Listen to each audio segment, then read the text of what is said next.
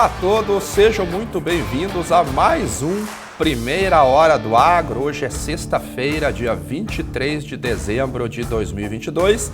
Hoje é o último Primeira Hora do Agro desse ano. Ontem o Vicente esteve aqui no meu lugar, fez um ótimo programa. Eu estava completamente sem voz e não foi devido ao happy hour da terça-feira, como o Cabral falou. Já estava com dor de garganta já na segunda-feira. Ainda bem que consegui me recuperar e vamos fazer esse que será o último programa de 2022. E que ano desafiador também. Esperávamos aí um ano um pouquinho mais tranquilo, talvez um desafiador do ponto de vista econômico, já que os bancos centrais deveriam enxugar um pouco o dinheiro que eles colocaram durante a pandemia. Aí vem a Rússia, o Putin diz, nananina não, esse ano não vai ser um ano tranquilo. Então tivemos aí uma forte influência realmente da guerra na Ucrânia. Infelizmente ela persiste e para o nosso mercado, que é o das commodities, ele trouxe consequências muito graves em alguns aspectos até mesmo, né?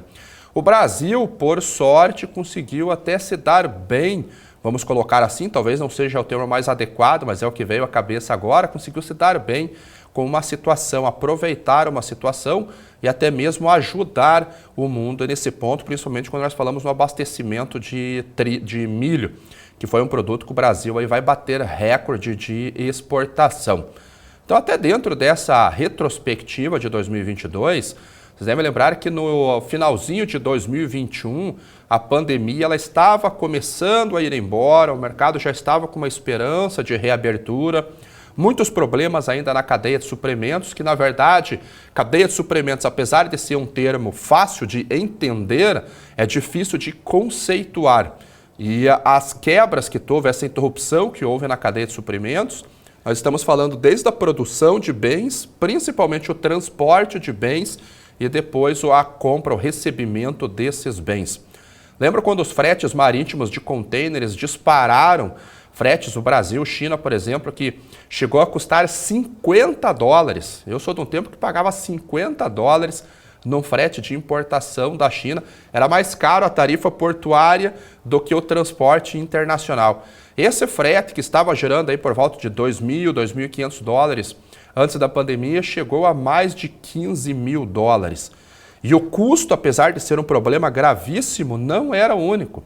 Não haviam contêineres disponíveis no mercado, porque aqui começa um exemplo prático do que foi a quebra na cadeia de suprimentos.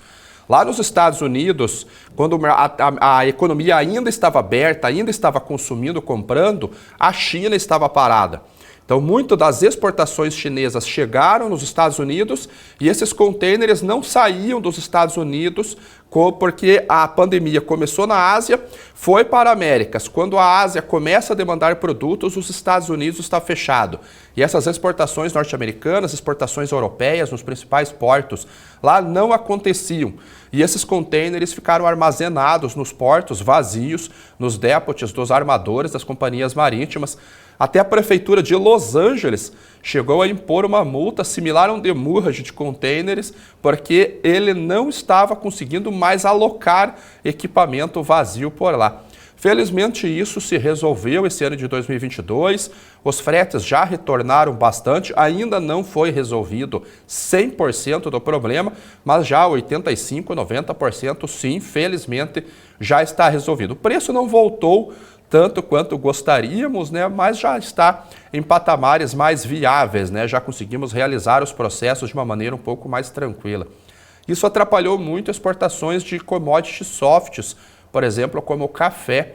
Lá no início do ano estava um pouco difícil de exportar café, porque além da commodity estar muito cara, do ponto de vista do comprador, naturalmente, né, chegou a 240, 250 centavos de dólar por libra-peso, isso é uma saca de 1.400 até 1.500, dependendo do tipo de café, havia uma logística muito cara. Então, o custo de reposição, o replacement dessa commodity lá na Europa, nos Estados Unidos, acabou inviabilizando muitas compras. E isso acabou reduzindo o volume, colocando um desafio muito grande nesse início de 2022.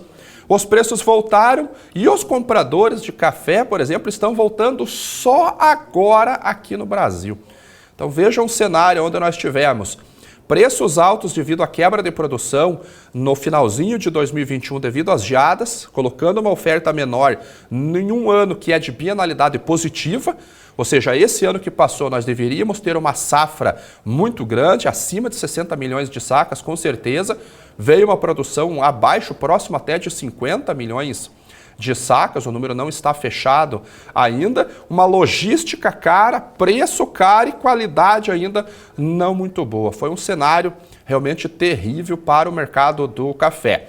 Do ponto de vista do produtor, os preços ficaram excelentes, mas não tinha produto para ser vendido, porque realmente houve uma redução muito grande nessa oferta. E as coisas começam a voltar à normalidade agora. Então o Oriente Médio já voltou a comprar alguma coisinha, já voltou a cotar café aqui. A Itália, que é um grande comprador, também já voltou a cotar alguma coisinha aqui. Preço caiu, frete caiu.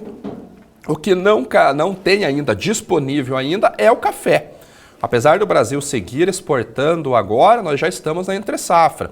Já estamos vendo as notícias ali sobre pegamentos, sobre qual que é a estimativa de produção para o próximo ano, né? A Conab ela não soltou ainda essa estimativa, ela vai soltar essa estimativa em janeiro, mas algumas consultorias, desculpa a tosse aí, mas a garganta ainda não está 100%.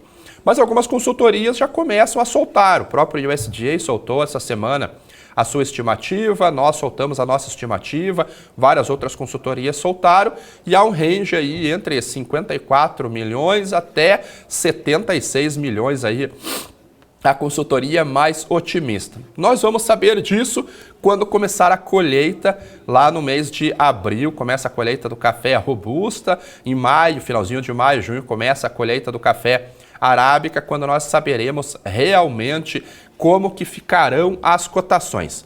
Na nossa expectativa, há um viés de alta para os preços. Não deve voltar a 260, isso ainda não está sendo cogitado, esse tipo de cotação, 250, 260 centavos de dólar por libra-peso. Mas nós temos um sentimento, pelo menos olhando os dados técnicos, eu tenho mostrado para vocês os spreads de futuros aqui no programa, eles voltaram a se inverter, voltaram para backwardation, e isso acaba mostrando que o mercado já entende que o balanço não ficará adequado, haverá um desequilíbrio entre a oferta e a demanda, e isso coloca um viés. Lembrando que, isso é muito importante, grave esta frase, spreads de futuros, curva de futuros, não é curva de tendência. Ele é uma fotografia do balanço entre a oferta e a demanda no momento em que você olha. Então essa curva ela oscila dependendo como que virá a safra, como que virá o consumo no caso de commodities energéticas, e ela vai alternando conforme o equilíbrio vai sendo trabalhado. E nesse momento, para o café, aquela que era uma curva em carry, uma curva em contango, com os preços mais curtos mais barato que os preços mais longos, mostrando o equilíbrio, foi embora já. Só um segundinho só, pessoal.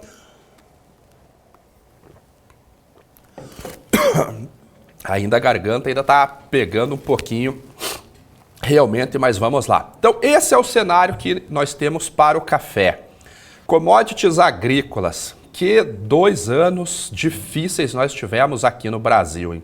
Na verdade, foram 2 anos. Começou, na verdade, a zica, vamos colocar assim, lá de 2019 para 2020.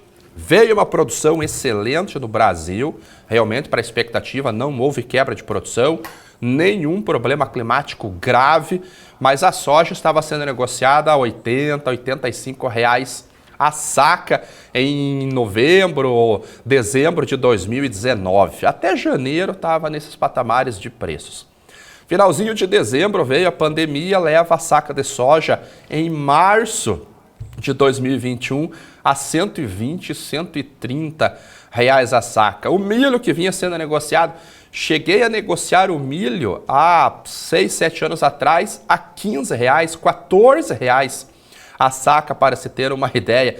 E ele veio para 80, 85, chegou até 100 reais a saca, um pouquinho acima de 100 reais nos portos a saca, e a soja chegou a 212 na máxima nesses 2 últimos anos. Por quê? Quando veio a pandemia, encerra-se um período de transporte, né? Diminui a demanda. Quando a China começa a reabrir, e ela reabriu, ela retomou as suas compras muito antes do que o Ocidente estava preparado do ponto de vista da logística para atuar, ela comprou o que pôde comprar de commodities porque havia um medo, um temor no mercado se haveria possibilidade de realizar essas compras, e isso acabou jogando o preço das commodities agrícolas lá para cima. Milho foi para $8 o bushel, quase, soja foi para $17 o bushel, foi a segunda maior cotação da história, só perdeu para 2008, lá no meio de 2008, né, no fim do superciclo da China, antes da crise de crédito, subprime, lá nos Estados Unidos. O trigo foi para $13 o bushel, não teve uma reação tão grande no início de 2020, como teve a soja e milho, mas devido ao fator guerra. Isso acabou gerando uma inflação global de alimentos muito alta, principalmente puxado pelos óleos vegetais. Aí é um derivado do esmagamento da soja, da canola, do girassol, do óleo de palma lá na Ásia, onde o país, a região é muito forte na produção. Ligou um alerta na FAO, a FAO, que é uma agência que monitora aí os custos de alimentos da ONU, começou a pressionar até mesmo os países pelo uso de biocombustíveis, que são derivados dos óleos vegetais. A Alemanha chegou a banir o uso de biocombustível para lá derivado de óleo de palma, por exemplo. Não vai usar mais o derivado para o óleo de palma. Então isso, junto com esse aceleramento da China, não sei se essa palavra está correta, mas a China intensificando as suas compras, vamos substituir, levou os preços a patamares realmente recordes. Quando veio a guerra, que os preços começam a se acomodar, vocês podem lembrar que em setembro do ano passado, a soja vem de $15 o bushel, $16 o bushel, ela vem para R$11,90. Foi a mínima do ano. Veio a mínima do ano. E depois os preços voltam a subir, porque aí entra um outro fator, Laninha. Foram 2 anos de Laninha. O Laninha ele traz um calor e poucas chuvas, corte de chuvas na região sul do hemisfério sul e traz muitas chuvas na região mais central das Américas, né? Me perdoe, pessoal, mas vai ter que ser assim, realmente. E esse fenômeno do Laninha, ele acabou colocando quebras muito grandes de produção na Argentina, que está indo, infelizmente, para o 3º ano de quebra de produção. Colocou uma quebra muito grande no Rio Grande do Sul. Pena que os produtores gaúchos, coitados, 3 anos de quebra de produção, porque esse ano eles também vão ter problemas lá devido ao Laninha, devido à seca. No Paraná, nós tivemos 2 problemas graves. Primeiro, corte de chuvas para a produção da soja, a soja teve a redução, o milho de verão teve a redução ano passado também, e nós tivemos uma geada muito grande que atingiu até os cafezais, lá foi um grande driver de movimentação de preços. Nós tivemos uma geada no Paraná que colocou uma quebra de 50% no milho. Isso atrapalhou demais realmente a produção, foi onde disparou os preços.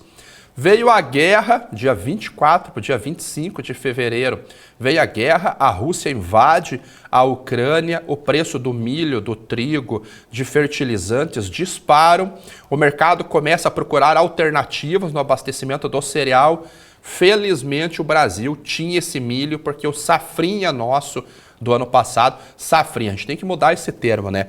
A nossa segunda safra de milho veio com mais de 85 milhões de toneladas. A dinâmica, o Brasil no verão, o cereal, nós produzimos ali em torno de 24, 25, esse ano talvez 26, 27 milhões de toneladas. E o mercado doméstico, o mercado consumidor é o mercado doméstico, o brasileiro. Esse é o cereal que vai para os frigoríficos, vai para os pecuaristas ali, porque a entre-safra do boi, por exemplo, começa em maio, atinge o pico em outubro, mas a entre-safra, que é a saída do boi das águas, começa em maio, porque reduz a chuva por causa do inverno, não tem uma quantidade de pasto como nós estamos tendo nesse momento, por exemplo, ele vai para a terminação no coxo, então aumenta o consumo de farelo de soja, de farelo de milho, DDG, caroço de algodão, para fazer a ração. Então, no primeiro semestre, para você que é investidor, você tem que olhar as cotações na B3, porque o movimento ele é baseado simplesmente no mercado doméstico. Tem pouca influência do mercado internacional. O mercado internacional não compra o cereal aqui no Brasil. Já a partir da nossa segunda safra, mês de junho, mês de julho, nós já começamos a olhar para o preço de paridade de exportação. Aí a correlação da B3 se aproxima muito da correlação da Bolsa de Chicago. Por isso que a gente vê um volume de exportação nesse momento batendo recorde, mais de 46 milhões de toneladas já estão no commitment, que é o comprometido para exportação, que é o que já foi embarcado e aquilo que está vendido e está no line-up para embarcar, mais de 46 milhões de toneladas e o preço não sobe. Porque a B3 vai começar a se balizar pela paridade de exportação, que é Bolsa de Chicago, prêmio no porto e taxa de câmbio. Então, tem demanda? Tem. Essa demanda é doméstica? Não, apesar de que há uma demanda doméstica, mas os preços são balizados pela exportação. Então, até uma dica para você que é investidor também, quer investir, uma das oportunidades é a arbitragem entre Bolsa de Chicago e B3. Você pode comprar uma bolsa, vender a outra bolsa, arbitrando no preço do milho, porque você agora conhece, você sabe que existe uma correlação, principalmente ali no mês de junho, julho, agosto e setembro. Por que ela termina ou menor? Ela reduz em setembro, porque começa a chegar o milho norte-americano. E que safra nos Estados Unidos? Estávamos vindo de uma safra de 382 milhões de toneladas no ano passado também, recorde de produção nos Estados Unidos. Devido ao Laninha, muito frio, depois seca, lá nos Estados Unidos, o custo de produção se elevou muito, ficou muito caro produzir milho lá, milho nos Estados Unidos, e mesmo com o produtor lá preferindo o cereal, os Estados Unidos é o maior produtor de milho do mundo, o produtor retirou a área do milho, e esse ano vieram 352 milhões de toneladas, ou seja, 30 milhões a menos em relação à temporada passada. Além disso, a seca nos Estados Unidos, o calor nos Estados Unidos baixou o nível do rio Mississippi, que é a principal rota de escoamento de carga. Ele sai da região central, do meio oeste dos Estados Unidos, ele desce pelo rio Mississippi de barcaça e ele vem até o porto de Nola, porto de New Orleans, aonde ele é feito a exportação. E lá nós temos 4 prêmios sendo negociados, ou 4 bases sendo negociados nos Estados Unidos. E isso é um bom balizador indicador de competitividade entre Brasil e Estados Unidos. E para quem é investidor também é um bom indicador de aonde que vai estar a demanda. E se você souber onde que está a demanda, você pode tentar prever qual que pode ser o movimento da bolsa. Pô, que legal, né? Lá nos Estados Unidos nós temos prêmios, bases regionais sendo negociadas, prêmios de barcaça, prêmios de trem e prêmios de caminhão. E os prêmios, os bases, né, que é a diferença do preço do físico para a bolsa, para o contrato futuro da bolsa, de trem e de caminhão dispararam, porque havia uma concorrência também com outros produtos, óleos vegetais, etanol, petróleo também.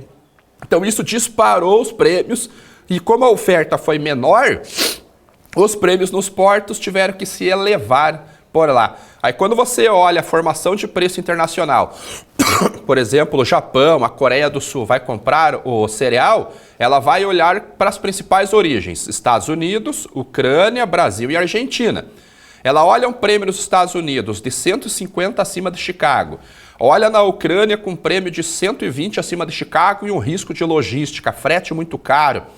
P&I Clubs, que são aqueles clubes de seguradoras que fazem o seguro da embarcação, pedindo um prêmio muito alto pelo frete, lá que chegou a 5% o valor da carga. A Argentina com pouca oferta também. E o Brasil vindo com mais de 85 milhões de toneladas e um prêmio de 30, 40 acima de Chicago, a demanda veio para onde? Veio para o Brasil. E aí o Brasil batendo recorde de exportação de cereal, mais de 46 milhões de toneladas. Como que foi a dinâmica da bolsa? E olha que engraçado como que nós podemos ter uma demanda muito aquecida e os preços em queda. Esquisito, não? Porque, afinal de contas, o preço ele vai se basear, segundo o livro de Adam Smith, 1776, A Riqueza das Nações, diz que o mercado tem uma mão invisível que ele regula os preços baseados na oferta e na demanda. Então, como que eu posso ter demanda e o preço está em queda? E sendo que a oferta também é mais curta, né? Porque, como eu disse, no segundo semestre, os preços, a formação de preços, leva em consideração o PPE, preço de paridade de exportação. Bolsa de Chicago, prêmio no porto, que vai ser um indicador de competitividade, taxa de câmbio nas origens, né? Os Estados Unidos é o dólar direto, mas aqui no Brasil é real, peso argentino e a moeda ucraniana, que na verdade eu nem sei qual que é a moeda ucraniana, ó, que falha a minha.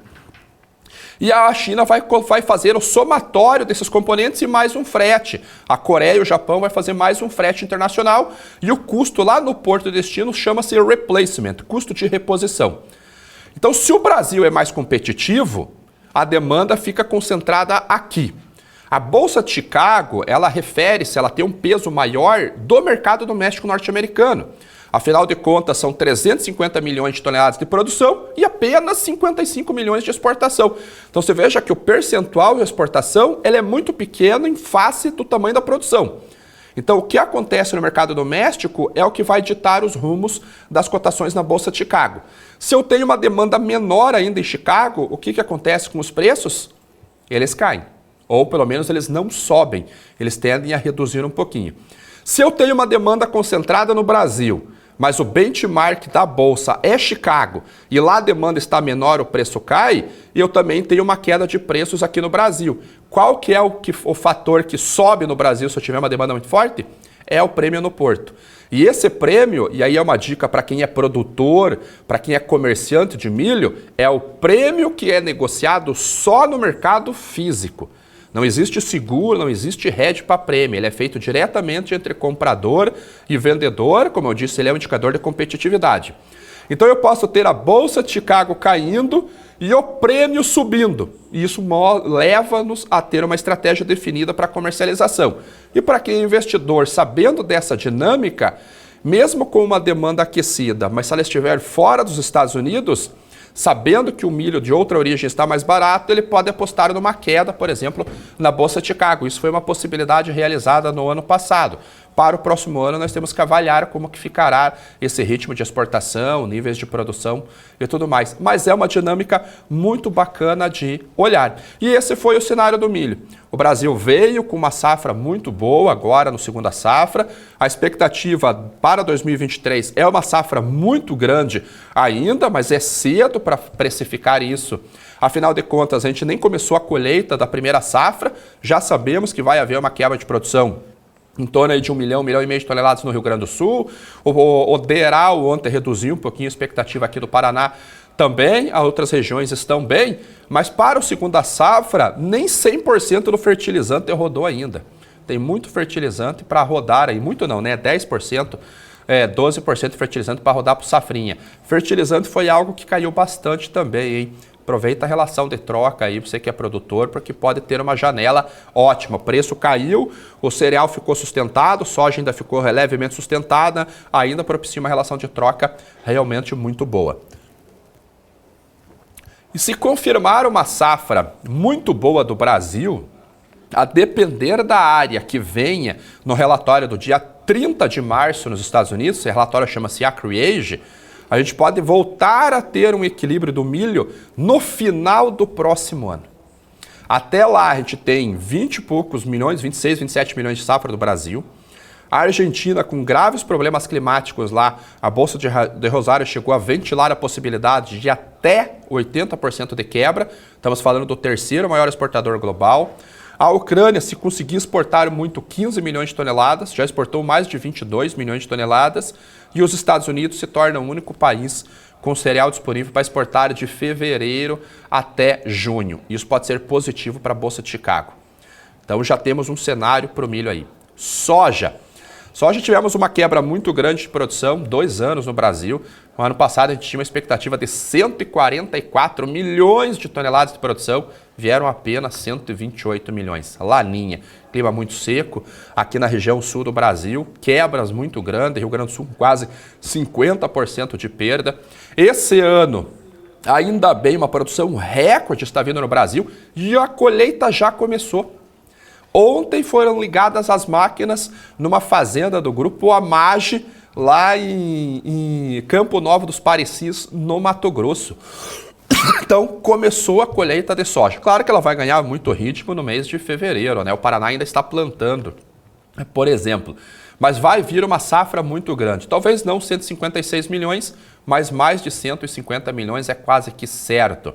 Chicago tem um cenário apertado, a expectativa era 124 milhões, vieram 118 milhões de produção, vai ter uma exportação forte, porque o commitment é aquilo que já foi vendido e embarcado, e aquilo que falta embarcar ainda e já foi vendido, já passa de 75% da meta do Departamento de Agricultura dos Estados Unidos, e isso que a temporada começa dia 1º de setembro, então em 3 meses, 4 meses de temporada, quase 80% das vendas já foram realizadas. Temos que acompanhar agora o ritmo das exportações, é aquele relatóriozinho que sai na segunda-feira, inspeções para exportação, que tem trago bons números também. Então a gente pode ter Bolsa de Chicago sustentada, temos uma sazonalidade de alta frente, que é entre safra, preços podem subir, eu sou um pouquinho altista para o derivativo da soja lá nos Estados Unidos, mas o prêmio nosso pode sofrer realmente devido ao tamanho de safra. Comercialização, ela está muito lenta aqui no Brasil, então vai ter muita soja para comercializar. Isso pode pressionar o milho também, porque tem milho para vender, precisa liberar espaço para a soja, a logística dá preferência para a soja, então a gente deve ver também o milho voltando a cair um pouquinho nesse fim de ano, início do ano que vem, né? Fim de ano. Pô, fim de ano já estamos no fim do ano, né? Comecinho do ano que vem, e a soja também devido a uma quantidade muito grande de soja para ser comercializada ainda. Então, para você que é produtor, olho no prêmio de exportação, no basis regional, porque é ele que pode te dar um indicativo. Para nós fecharmos, petróleo. Petróleo, hein? Quanta surpresa trouxe o petróleo nesse ano, hein? Se nós formos pegar o range de preços, nos 2 últimos anos, a commodity oscilou em mais de 180 dólares o barril. Não chegou a 180. Ele veio de menos 40 na mínima dos 2 últimos anos para 140. Mais de 180 dólares de oscilação. Ele vinha numa tendência de alta no passado, finalzinho de novembro, comecinho de novembro, finalzinho de outubro, é identificado a Omicron, uma nova cepa do Covid, preço sai de 90 dólares o barril, vem para 70 dólares o barril, fica ali uma semana e meia, os preços voltam a subir, quando ele chega a 90, 92 dólares o barril, a Rússia invade a Ucrânia, naquela mesma noite ele vai para 100 dólares o barril. E deixa eu falar, quando estourou a guerra, aqui na BMC, a cobertura ela foi 24 horas, full time, todo mundo se moveu, entraram no ar realmente assim que as notícias chegaram ao mercado, e eu estava com o Cabral no WhatsApp, era mais de meia-noite, falando do cenário de petróleo, de commodities, o que estava acontecendo, e o petróleo bateu 100 dólares, 101 dólares o barril, e na máxima ele chegou a 147 para o petróleo Brent. 147. Depois os preços arrefeceram, então a gente tem que desconsiderar na análise, até mesmo na análise gráfica, desconsiderar esses 2 espasmos de mercado ali, apaga e volta para a análise. Mesmo assim, a gente sabe de um balanço bem complicado para o petróleo. Nesse finalzinho de ano, a curva foi para quebra, os preços caíram realmente, mas já voltaram a subir essa semana, né? Ontem ele caiu por causa de alguns dados econômicos nos Estados Unidos, né? O mercado vai colocando na conta desses dados, mas os preços voltaram a subir e hoje eles já estão subindo mais de 2%, e também tem uma visão mais altista para o petróleo para o ano que vem, quem sabe voltando a chegar a tocar 100 dólares o barril lá no meio do ano. Eu gosto de brincar quando o pessoal me pergunta nas caixinhas do Instagram quando que ele vai voltar, e eu brinco colocando uma data. Então eu coloco para vocês no dia 4 de julho do ano que vem, petróleo bate 100 dólares o barril novamente, porque é o feriado da independência, pico do consumo, muita gente transitando ali, férias de verão. Então anotem aí, 100 dólares o barril no dia 4 de julho. Se eu acertar, eu faço o recorte, coloco o que eu avisei. Se eu errar, eu digo que é brincadeira, você já conhece essa dinâmica. Então, essa foi... Deixa eu ver com a produção. Júnior, tem como eu compartilhar a tela um segundinho só para ver a movimentação das cotações? Já encerramos? Eu vou compartilhar a tela só para a gente ver o movimento de agora e nós encerramos. Então, o que nós temos hoje? Petróleo voltando a subir, 1,77% agora, já se aproximando de 80 dólares o barril. Ele já chegou a tocar os 80 dólares o barril. O café, que caiu ontem, voltou a subir e já está acima de 170 centavos de dólar por libra-peso. O trigo subindo 0,89%. 7 dólares e 69 o bushel, milho subindo 0,57, 6 dólares e 64 o bushel, soja subindo 0,37 a 14,73, farelo subindo 0,33 e o óleo de soja, vamos olhar o março, né, o vencimento de janeiro já está no aviso de entrega, subindo 0,12 e o açúcar, que tem uma oferta apertada no curto prazo, subindo 0,24 a 20 dólares e 94, 20,94 centavos de dólar por libra-peso. O açúcar tem um desequilíbrio de curto prazo, porém no próximo ano a gente deve ter uma safra muito grande. O dólar nosso, olha só, voltou para 5,16. Pô, mas não foi aprovado estouro de teto de gastos? Não, foi aprovado uma manutenção ali, uma movimentação do limite de teto. Mas o mercado, ele precifica muita incerteza e não necessariamente um fato. Então, sai o risco do que poderia acontecer com a PEC, saiu esse risco do mercado, foi aprovado a PEC, e os caras são malandrão, né? O STF vetou o orçamento secreto. Opa, as emendas do relator, né? O orçamento secreto era no passado, se tornou emendas do relator. 19,5 bilhões de reais. O que foi aprovado na Câmara? O aumento das emendas impositivas, aquele orçamento que deve ser gastado em 2% para os deputados.